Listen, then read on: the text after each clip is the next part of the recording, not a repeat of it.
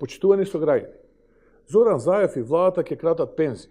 Владата по зголемувањето на даноците, изголемените давачки за граѓаните, за земјоделците, трговците, по ударот на пазарџиите, сега удира и по пензионерите, кратејќи им од пензиите.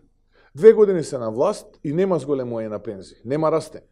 Но сега владата на Зоран Заев со законски измени во однос на усогласувањето на пензиите ќе крати од нив.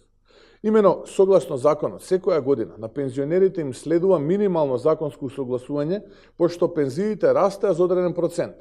Сега оваа влада со законски измени го крати тој процент, односно практично крати од пензиите.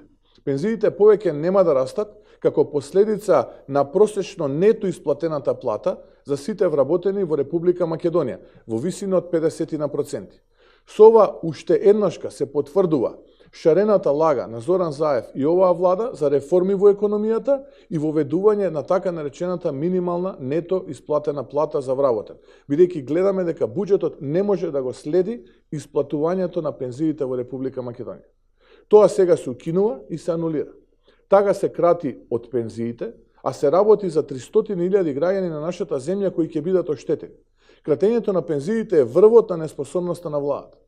Пред изборите ветуваа зголемување секоја година, но денес имаме практично кратење. Тоа е нечесен однос кон оваа категорија на граѓани, на кои им е важен секој денар. Останува дилемата дали кратењето на пензиите е покритие за криминалиите кои се одвиваат во сите пори во општеството. Пензионерите ова не го заслужуваат. Оваа влада треба да се замине веднаш, а пензионерите заслужуваат достоинствен и мирен живот.